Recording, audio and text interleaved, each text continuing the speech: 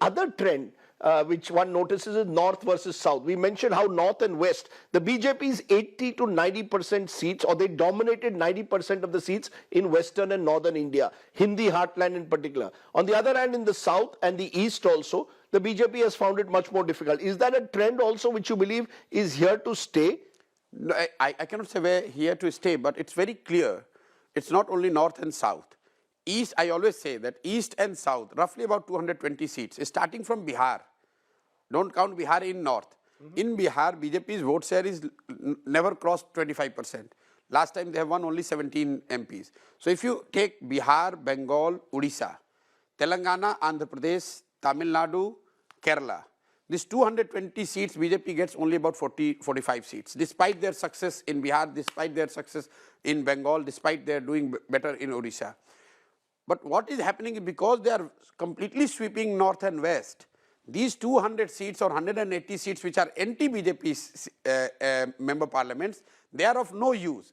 And hence, if Congress plus these 3-4 key anti-BJP formations, if they are able to win even 100 seats in west and north, the game will change overnight. Because then these 200 MPs who anyway are winning as non-BJP MPs, they come into play. But you would agree that at the moment it looks extremely unlikely that the opposition can win these 100 seats in west and north. It's very difficult. Very difficult. It's very difficult. Impossible? And more, I wouldn't say impossible, but more worrying sign is that BJP knows this data as much as you and I know. Probably they know more than us.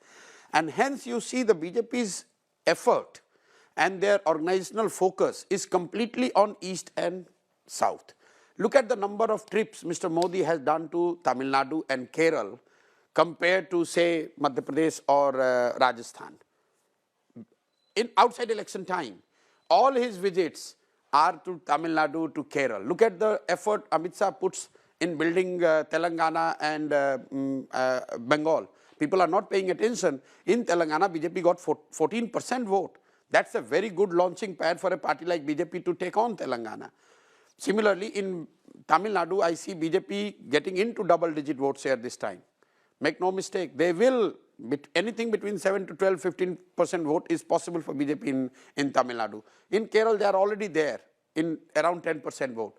So while BJP is investing in their weak areas, opposition is not able to hold either their strong areas or get into the new areas where they need to work on. So I don't see any party, whether it's SP or say NCP or RJD or Congress, which is the biggest party in the north and west, investing in rebuilding, re-energizing, taking a new approach to rebuild their party in these states. You know, you've given us a nice broad national picture, but I for a moment want to look at your home state, since that's the one you've been traveling through extensively over the last 15 months, your Jan Suraj experience. As you travel, do you see a mood for change among voters? Do you believe that voters in a state like Bihar also want change, want a better life? Because one of the other distinctions between India is the India which is growing at a much faster rate, mainly Peninsula India, and an India which is growing at extremely slow rates, still has high rates of joblessness. Are these real issues before the people that lead them to believe they want political change? Rajdeep, it's a common sense. Who doesn't want a better life? It's a question of what defines better life for you. These states like Bihar, the aspirations have been crushed so low that getting 5 kg free ration is fulfilling of the aspiration. Getting 500 rupees pension is an fulfilling of an aspiration. Maybe in Karnataka you have to pay 2,500. But to say that fundamentally people in Bihar doesn't want good life is, I think, is a very derogatory statement to make. Whether it's for Bihar or UP or Odisha, you have to be in their shoes to understand what their life is, how difficult the life is. You are talking about better education, GDP, growth, this, that. People are not getting to eat. People are not, they don't have house. In Bihar, for example, the old age pension is 400 rupees. Just imagine sitting in Delhi. In 400 rupees, the poor woman or a man has to live whole month. His eating, his household, everything is covered in that 400 rupees. No, which is precisely what I want to know. If it remains an area of darkness. Why is it in the last 30 years it's been dominated only by two figures, either by Lalu Prasad, Nitish It's Kumar? because- In a way, Nitish Kumar has shown up the entire system. He can go with RJD one day, BJP one day, It's but because- Nitish Bihar की एक तरह से मजबूरी है. Yeah, no, it's because the two mainstream large parties who should have taken the responsibility of helping the states like Bihar, namely the Congress and BJP, both in the interest of getting more MPs in Delhi, they have sacrificed the interest of people of Bihar. It's like what we call the resource crust in Africa. The more mines, more minerals you have, more is the loot. Similarly, what has happened to UP and Bihar? These states have been seen by national parties or national formations as the states from where you get the maximum MP. So their predominant focus is how to get the maximum MPs from Bihar or UP. So what happened when Congress was in power?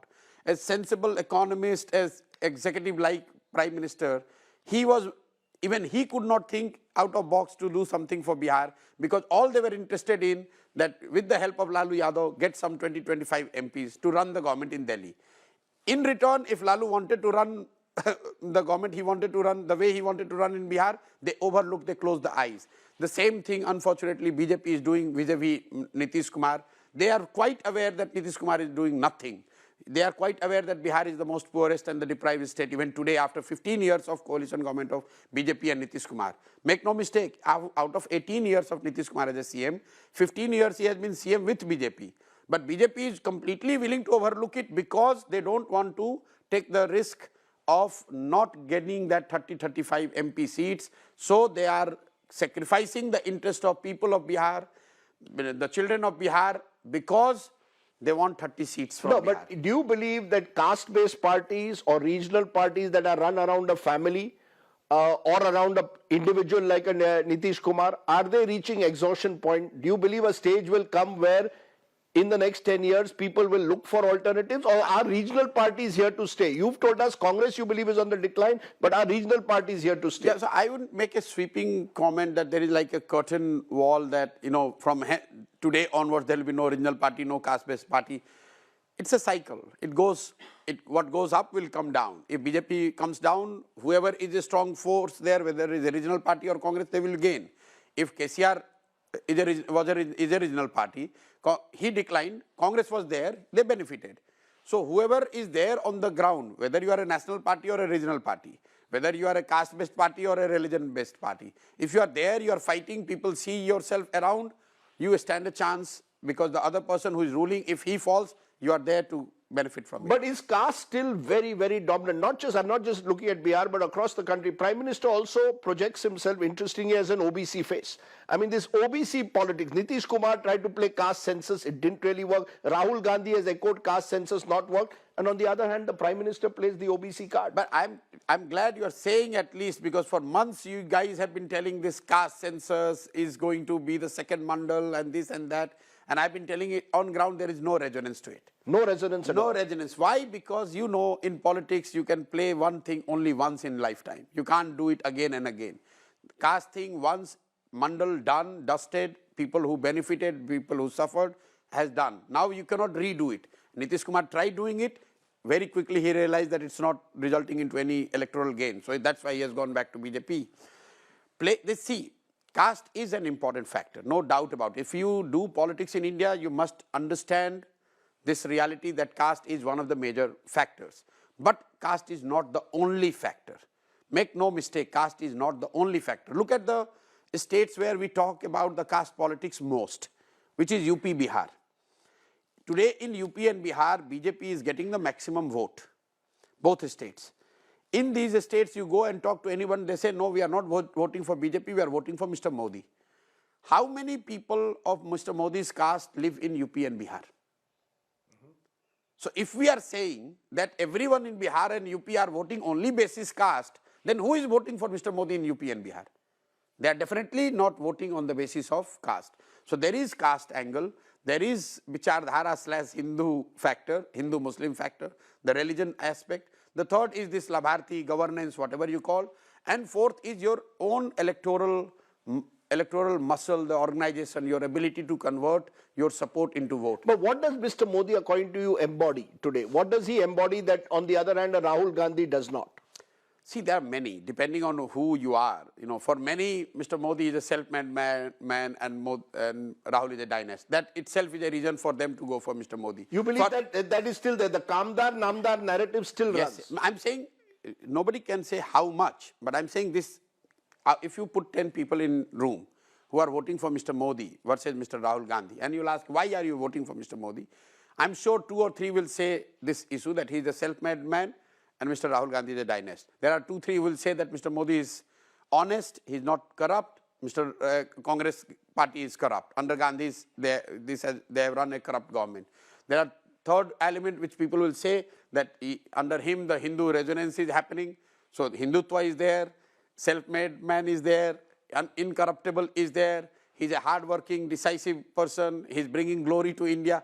All those aspects. We cannot say only one aspect. So different people find different reasons. But put together these 8, 5, 6 issues which build Mr. Modi's persona or the brand, which allows people to say, okay, for this reason I want to be with Mr. Modi.